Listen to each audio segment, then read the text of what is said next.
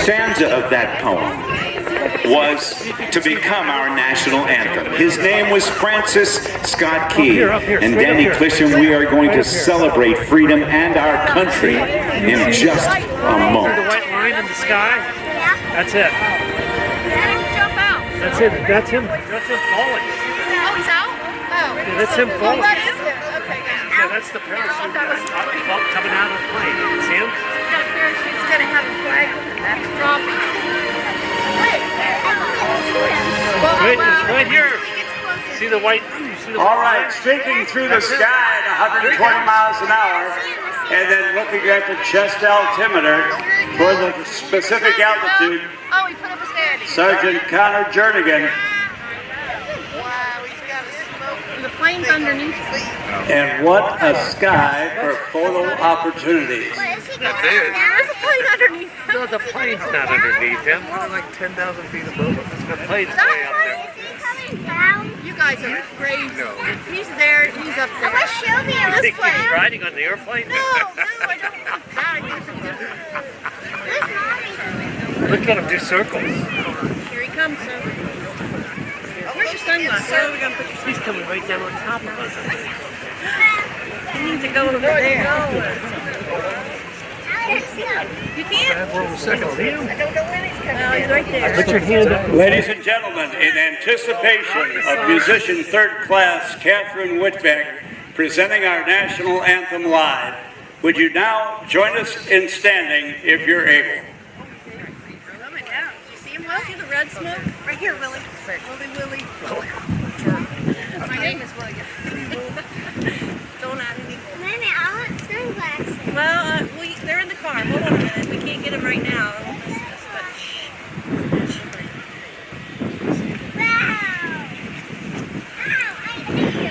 Oh, say, can you see by the dawn's early light what so proudly we hailed at the twilight's last gleaming, whose broad stripes and bright stars through the perilous fight o'er the ramparts we watched were so gallantly streaming, and the rockets red glare, the bombs bursting in air, gave proof through the night that our flag was still there. Oh, say does that star-spangled banner yet wave o'er the land of the free and the home of the brave? Ladies and gentlemen, it's showtime! These jumpers fly their bodies apart to gain separation, using their hands, arms, legs, and shoulders as flight controls. Once the jumpers turn to face each other, they will prepare for the Baton Exchange. These jumpers now fly together, gauging their speed, distance, and grade of closure. Contact has been made in the 14-inch mahogany Baton Exchange. These jumpers now alter their body positions to form 120 mile per hour spirals in the sky. This demonstration was designed to showcase the maneuverability. The jumpers now separate and prepare to deploy their main parachutes. And there you have the high-flying black and gold of your United States Army Parachute Team, the Golden Knights.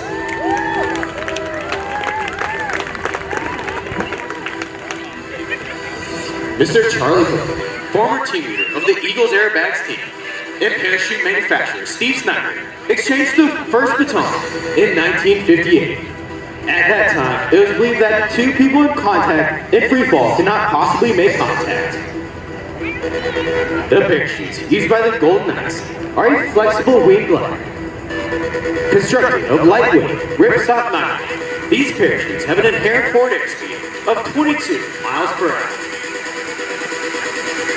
To turn left, the jumper pulls down on the left steering. To turn right, the jumper simply pulls down on the right steering. As the jumper is near the ground, they'll pull down on both steering lines simultaneously for the safest, softest possible landing. The red smoke trails each jumper leaves in the sky are created by two M18 red smoke canisters, which emit a continuous stream of smoke for up to 90 seconds. The jumpers attach these to his foot with a specially designed bracket that ties the activation pins to the lanyard. By pulling on this lanyard, the jumper can ignite smoke duly upon exiting the aircraft, while in free fall or under canopy. In more conventional Army units, these same red smoke canisters are used as ground-to-ground sealing devices, ground-to-air sealing devices, and screening devices to conceal troop movement. Ladies and gentlemen, make some noise as the first jumpers bring it into the target area for a dead center landing.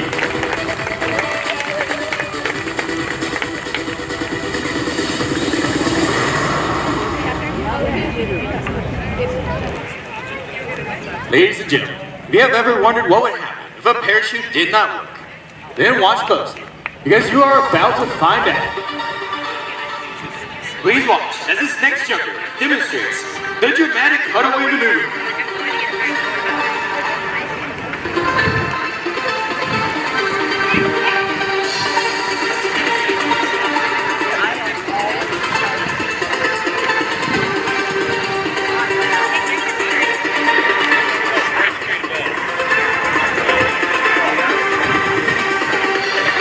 The jumper is out and has ignited his smoke as he glides to his opening point. This jumper is wearing 3 parachutes instead of the 2 we normally wear. He will open his first parachute much higher than normal and intentionally cause it to malfunction. Please do not be alarmed when you see his first parachute begin to spin. There is absolutely no danger to the jumper. This is our only solo maneuver, yet one of our most exciting. Watch for a black and gold canopy to inflate.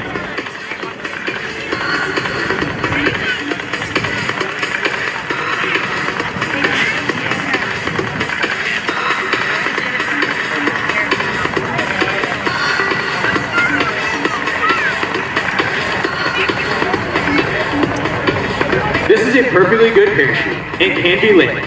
However, the jumper will reach up and release one side of the parachute, intentionally causing it to malfunction.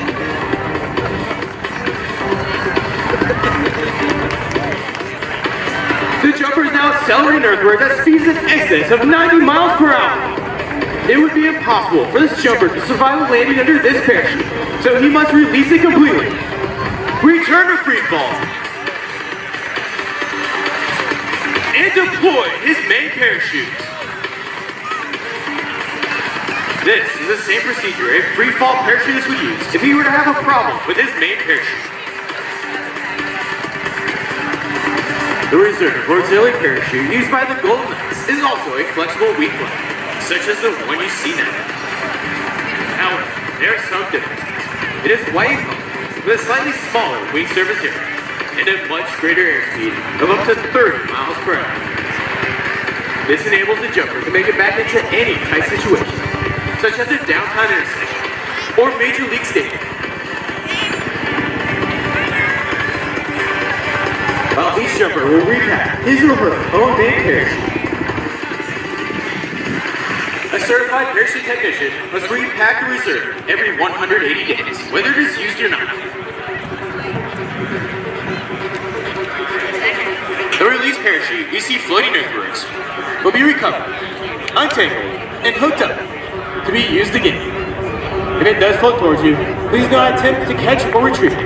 Our parachute recovery team is on its way.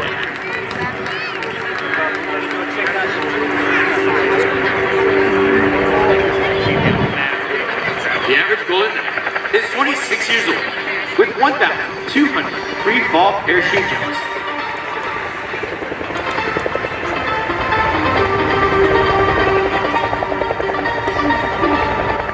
high standards to identify each individual of the United States Army parachute team. Each was selected not only on their parachuting skills, but their soldiering abilities. As Golden Knights, we are defenders and ambassadors, citizens in uniform of the United States Army. Now, ladies and gentlemen, on this next run, you'll see an amazing display of lateral separation and mobility as two of our team members perform the demanding diamond track. Their smoke trails will trace the 4 points of a diamond in the sky.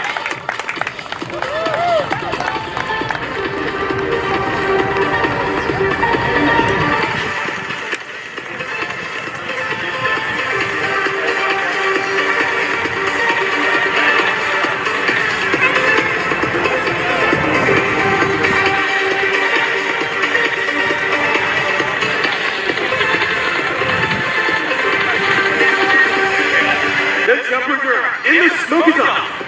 Immediate play disadvantage to have these jumpers snap into a rigid body position, resembling an Olympic ski jumper. Their arms at their sides, legs straight, knees locked, and toes pointed. They lock into a position which enables them to gain as much lift as humanly possible. In a sense, they become human aircraft, gaining lift as they streak across the sky at 180 miles per hour. Once the jumpers execute 180-degree turns, they're nearly 1.5 miles apart. Due to the tremendous amount of lateral separation, each jumper must first locate a thin trail of red smoke on the horizon, then trace it down to his partner, who appears much like a guided missile, streaking back towards him. They'll cross with him, but appears to be inches with each other. Watch for the left guy, watch for the right, and watch for the cross. These jumpers just cross with a combined flow speed of over 300 miles per hour.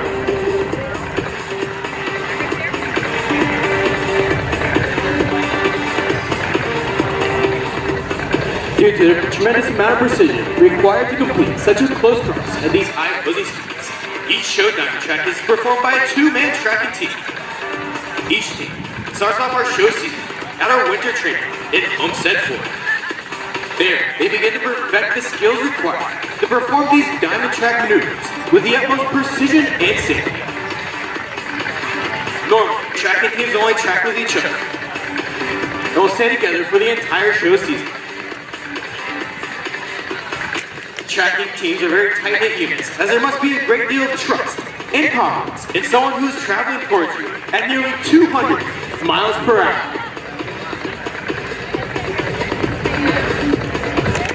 Moments ago, these jumpers were nearly 2.5 miles overhead.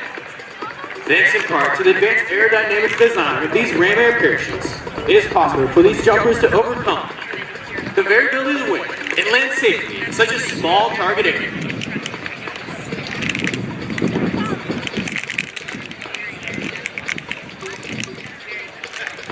These jumpers train year-round, piloting their parachutes, but they always seem to fly better when they can hear a roar of the crowd.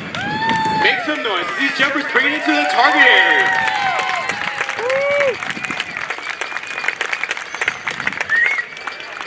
At 1,000 feet, the jumper performs what's called a wind penetration check, checking his speed and distance across the ground. He then flies a downwind leg. A base leg 90 degrees to the target, then faces into the wind for a final approach.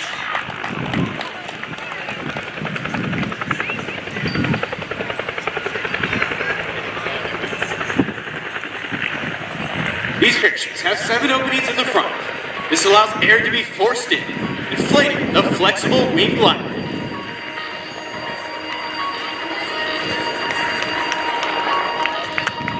Now, ladies and gentlemen, our aircraft is inbound for the 4th and final pass of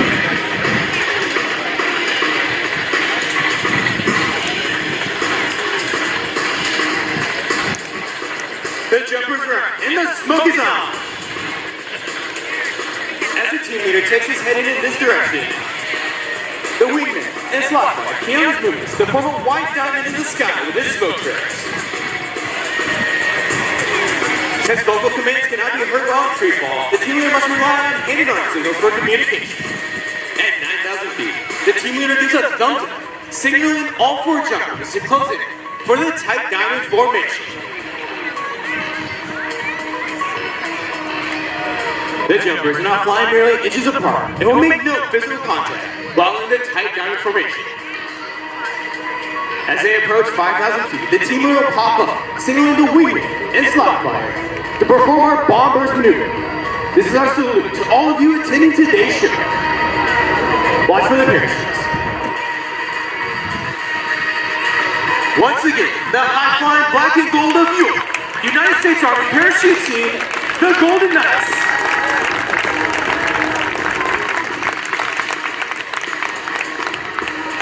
As you may have noticed, these jumpers are faced with a unique situation, a traffic jam in the sky. These jumpers must gain vertical separation in order to allow for individual approaches into the target area. This is accomplished by pulling down on the front part of the parachute and spiraling down at speeds of 60 miles per hour. This enables them to set up a traffic pattern, much like you might see aircraft at a busy airport.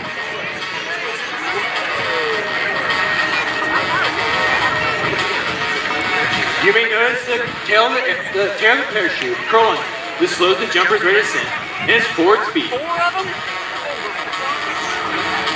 It takes a great deal of concentration in order to obtain a dead center landing. The jumper keeps a close eye on the wind side, located in a target area. And once on final approach, directs his attention to a small black dot in the center of the orange X.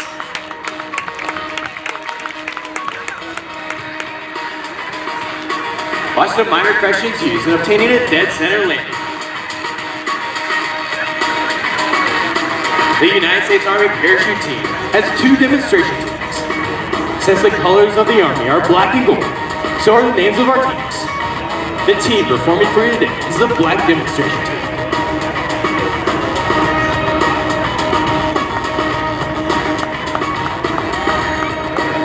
If you had any questions about the many opportunities in America's first team, the United States Army, feel free to contact your local recruiter who is here at the show. And don't forget to follow us on Instagram and Facebook at U.S. Army Golden Knights and GK Black Team.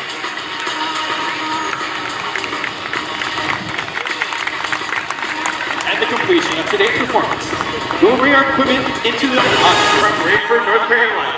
He's an airman infantry with 2,605 free fall parachute jumps. Sergeant First Class, Morgan George. Ladies and gentlemen, it brings me great pleasure to present to you the Black Demonstration Team for the 2022 Airshow season.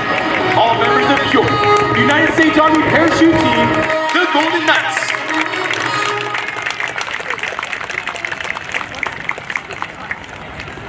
Now, in keeping with a long-standing Golden Knight tradition, we would like to present today's baton, which was flown in freefall to a distinguished member of today's audience.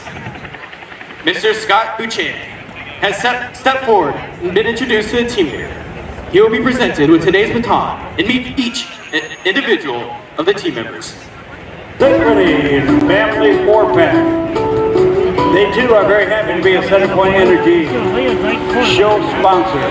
Discover how Synchrony can empower your business to realize your unique ambitions with intuitive financing solutions at mysynchrony.com. Thank you to Kettering Health on behalf of the entire CenterPoint Energy family. We'd like to welcome you to the CenterPoint Energy Dayton Air Show, presented by Kettering Health, providing compassionate care close to home to help your good become your better and your better to become the best. We want to thank your Miami Ford dealers because they're a sponsor of the show as well. Visit your local Miami Valley Ford dealer today. New inventory is arriving daily. GE Aviation is back again this year as the sponsor of the show.